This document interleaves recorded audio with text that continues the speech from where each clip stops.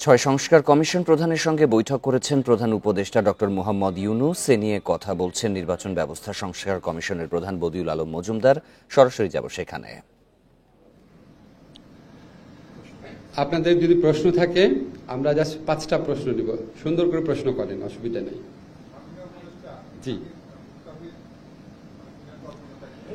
আপনাকে ধন্যবাদ। আমরা আসলে কমিশন এবং সংস্কার ভাবনা এসব প্রসঙ্গে যদি প্রশ্ন পাই মোর কমফোর্টেবল হবে, মোর ফোকাসড হবে। তবু আপনি যদি প্রশ্ন করেছেন, আমাদের সাথে ভারতের এক্সট্রাডিশন ট্রিটি আছে। সেই এক্সট্রাডিশন ট্রিটি অনুযায়ী ভারতে যদি কোনো আমাদের কনভিক্টেড মানুষ থাকেন, উনি সাবেক প্রধানমন্ত্রী হন আর যাই হন না কেন, উনার এক্সট্রাডিশন বা প্রত্যার্পণ আমরা চাইতে পারি।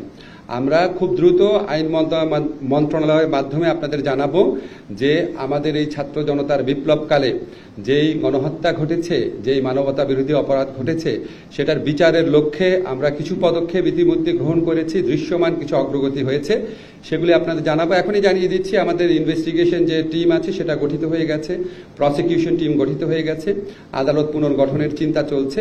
অচিরেই আপনারা দেখবেন বিচার শুরু হয়েছে। বিচার শুরু হওয়ার পর ডেফিনেটলি আমরা এক্সট্রাডিশন চাবো। আপনারা কি নির্বাচন বা এই সংস্কার এগুলি বিষয়ে যদি প্রশ্ন করেন একটু ভালো হয়। জি,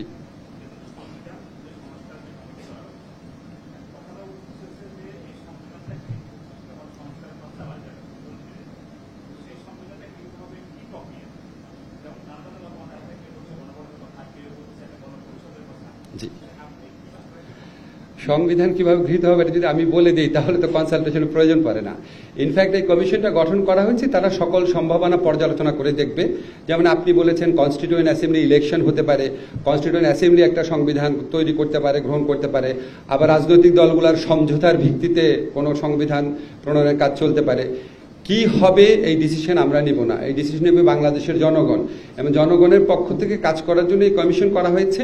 কমিশনে যতভাবে পারা যায় সমাজের সকল অংশের মতামতের প্রতিনিধিত্ব করা হবে এবং আশা করা হবে, আমি সকল অংশের মতামত বলতে সুস্পষ্টভাবে ক্লিয়ার করতে চাই, যারা গণহত্যাকারী ছিল, যারা মানবতা বিরোধী অপরাধ করেছে, আমাদের প্রায় অন্তত 1000 মানুষকে হত্যা করেছে, আরও অনেক অনেক অনেক মানুষকে গুরুতর আহত করেছে, চক্ষুহীন করেছে, এবং যারা বিচারের ভয়ে পালিয়ে বেড়াচ্ছে, তাদের সাথে কোনো আলোচনা হবে না। তাদের বাদে সমাজে যত প্রতিনিধিত্বকারী শ্রেণী আছে, রাজনৈতিক দল আছে, তারপর আপনার সামাজিক সংগঠন, পেশাজীবী সংগঠন, ছাত্র সংগঠন, আমাদের এই বিপ্লবী অভ্যুত্থানে যারা ছিলেন, প্রত্যেকটা সেক্টরের সাথে যতভাবে পারা যায় মতামত প্রতিফলিত করা হবে। এবং এই কাজটা ঠিক কিভাবে হবে সেটাও আমরা ডিকটেট করতে চাই না, এটা কমিশনের মাধ্যমে ঠিক করা হবে। সংস্কার কমিশন প্রধানের সঙ্গে বৈঠকের পর পরবর্তী অংশবিশেষ দেখছিলেন।